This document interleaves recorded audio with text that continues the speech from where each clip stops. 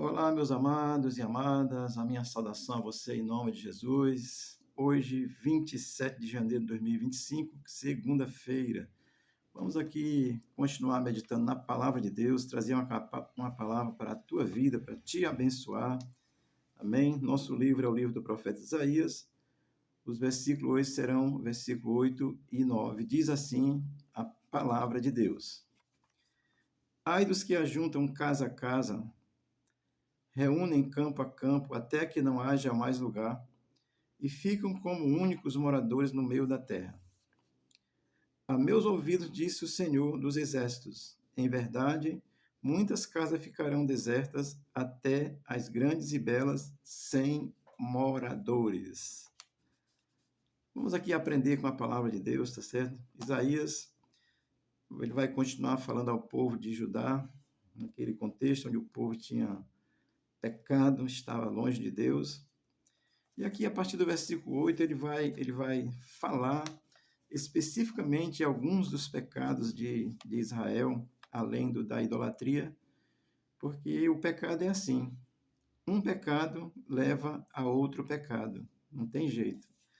Então, a partir do versículo 8, Isaías vai tratar e vai especificar alguns dos pecados de Judá. Amém? O texto vai dizer: ai dos que ajuntam casa a casa, reúnem campo a campo, né? Então, até não haver mais lugar. Ou seja, esse versículo, assim, ele está denunciando a questão do egoísmo.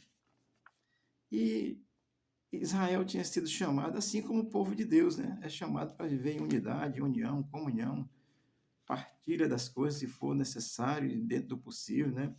Então, o Judá, nesse contexto aqui, ele estava aí, cada um por si, como diz o ditado, e Deus fará por todos, né?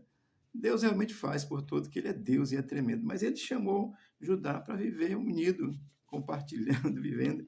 E aqui o profeta começa a denunciar que, que as pessoas lá, vamos dizer assim, os mais abastardos, né, estavam aí reunindo casa a casa, campo por campo, ou seja, adquirindo cada vez mais as coisas, vamos dizer assim, ficando aí mais rico materialmente. E a ideia parece que não existe mais ninguém, não, só sou eu, sou o cara rico aqui e acabou. Se é mais ou menos isso a ideia, é o que o profeta está denunciando, é esse egoísmo de Israel, Judá, né, representando Israel, naquele contexto, ele está aí cheio de egoísmo.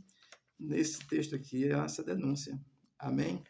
E é muito interessante que, quando o profeta denuncia o pecado do egoísmo, a expressão de assim, único moradores da terra, é como que o rico pensa que ele é só a única pessoa, é o dono do mundo, né? No Brasil aí tem um camarada aí que pensa que é o dono do Brasil, tá metendo medo em todo mundo, mas vai chegar o dia dele, tá certo? Chegou o dia de Judá, Deus cobra, não tem jeito, tá bom? Então, quando o profeta denuncia o pecado do egoísmo, ele está dizendo assim mesmo: olha, vocês estão aí, se esqueceram do que a lei diz, é ajudar os pobres. A Bíblia diz isso, ajudar. Então, nesse sentido, socialmente, é a coisa mais extraordinária. Não é socialismo comunista, é social de Cristo, tá certo? Que ajudar o pobre está absolutamente correto, tá bom? A gente vê coisas similares no dia de hoje. Você pode olhar que é verdade. No dia de hoje, as pessoas estão egoístas, enfatuadas, presas em si mesmo. Você pega, é cada um no seu celular, não fala mais um com o outro. Olha, esse aqui demora mais ou menos 15 minutos. Assista e vá conversar com quem estiver perto de você. Não vai ficar o dia no celular, não. Ou pelo menos estabeleça tempos espaçados, tá certo? Porque o egoísmo é tão grande que as pessoas se individualizaram hoje. Estão individualistas demais, egoístas mesmo. Jesus é lindo, sabe? Porque o que aconteceu com Judá é que os que estavam mais ricos aí, parecia que não existia mais ninguém no mundo, não tinha mais os amigos dele. Judá havia se afastado totalmente de Deus, amado. Se afastar de Deus, olha. E Judá pensava que estava com Deus, tá certo? Porque ele continuava fazendo culto, continuava indo ao templo, mas também continuava indo a outros lugares, fazendo outros tipos de coisa, de culto, situações, por exemplo, aqui essa condição de egoísmo estava quebrando a lei nesse ponto, porque a lei dizia que eles tinham que se ajudar, ajudar os mais pobres, né? Aí não vou entrar, mas só para você saber, era assim mesmo. Então, eles estavam quebrando tudo no sentido de que Deus tinha determinado. É assim aos dias de hoje, tá certo? Eu estou me lembrando aqui de Zaqueu, que está lá no livro de Lucas, capítulo 19, a partir do versículo ali 10, 8, versículo 7, 6, aí você vai em diante, você encontra a história de Zaqueu. Zaqueu era um publicano, cobrador de imposto. O bicho era ladrão. Olha o que ele disse. Quando ele se converte, ele diz: Senhor, se eu defraudei alguém, eu vou devolver quadruplicado. Se isso acontecesse no Brasil hoje, hein? A gente recuperaria a nossa economia só com as devoluções que os ladrões de hoje se fizessem, se convertessem, tá certo? Isso é conversão, é mudança de vida, é reconhecer que é pecador. Judá não estava reconhecendo o seu pecado. O mesmo contexto para hoje, aqui no caso de Zaqueu, o homem que subiu lá no pé de árvore para... Acho que era um pé de árvore, não sei, não vou nem dizer para não me arriscar, mas subiu lá numa árvore para ver Jesus e Zaqueu se arrependeu. Ele disse: se eu defraudei, eu devolvo quadruplicado. Oh, glória, né? Isso é conversão. Israel tinha esquecido de Deus naquele contexto. As pessoas hoje se esquecem de Deus.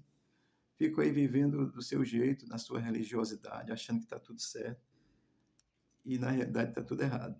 Precisa se arrepender, tá certo? O versículo 8 vai dizer: únicos moradores, né? Como se eu seja o único. Isso é soberba. Egoísmo, soberba, tá certo? Assim, Deus resiste ao soberbo. Tiago, que é no Novo Testamento, ele é irmão de Jesus, literalmente, tá certo? Nasceu de Maria com José. A virgem sempre virgem não existe. Só o fato de Jesus ter nascido já perdeu a virgindade, tá certo? Então...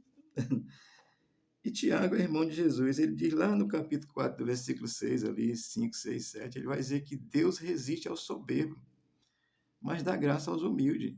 Não é esse humilde, coitadinho, não, né? Não, é o humilde de coração que reconhece Deus como seu Deus. Isso é humildade.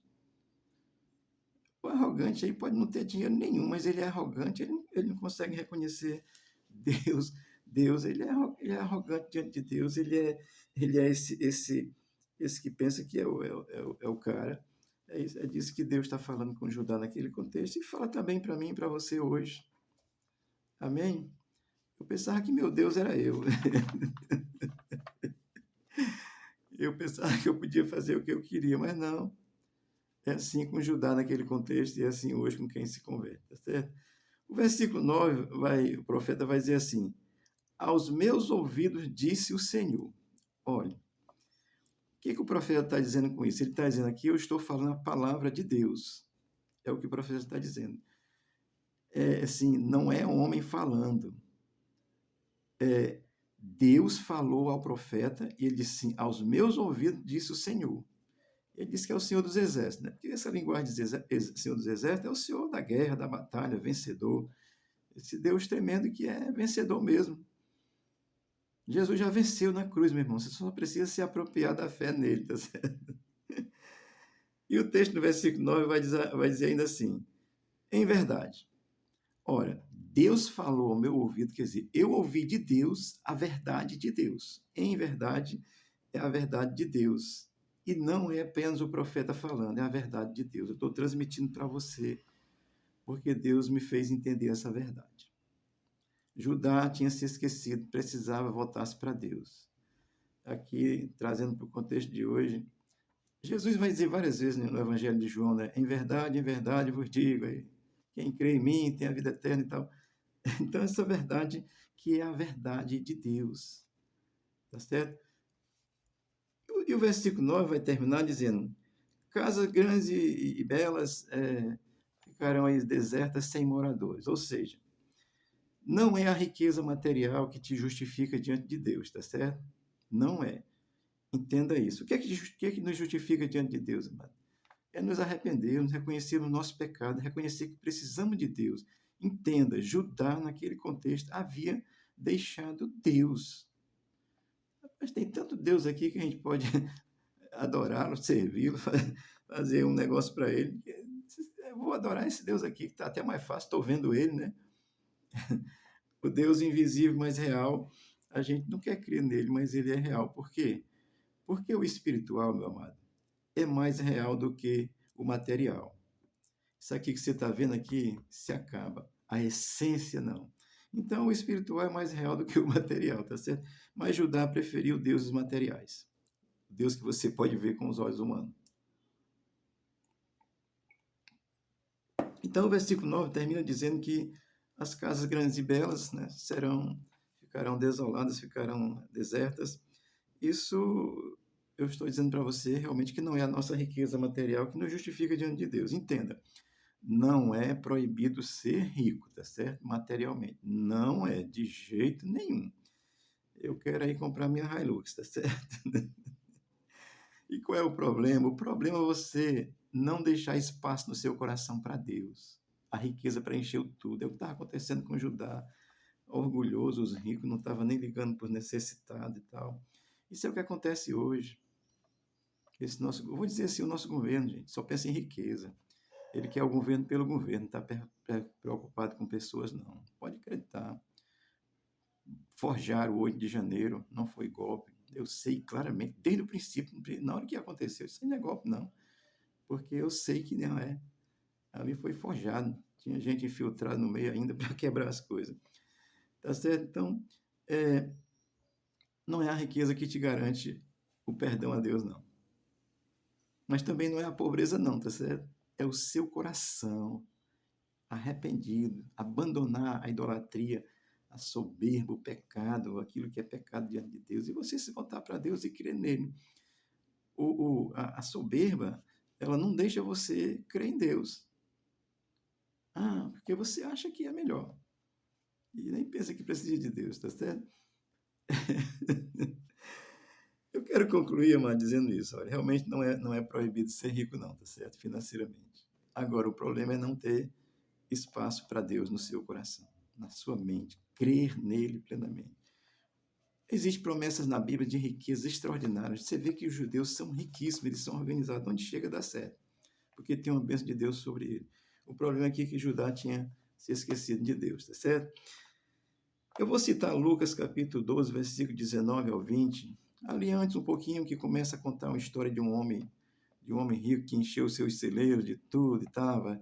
Ele disse: agora eu vou me deitar, me regalar, tal, porque eu tô de bem com a vida, aí dá para viver minha vida toda com a riqueza que eu tenho. Aí Jesus pergunta para ele assim: louco, hoje te pedirão a tua vida, e o que terás e o que tens ficará para quem ficarás, né? Quer dizer, você não vai levar a sua riqueza para o céu, não, nem para o inferno, tá certo? Ela fica aqui para os outros.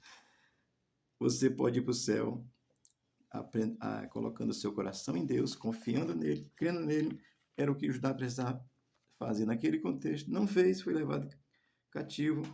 E você precisa se libertar do cativeiro, da idolatria, do pecado, de tudo que está lhe dominando, que não deixa você confiar plenamente em Jesus Cristo.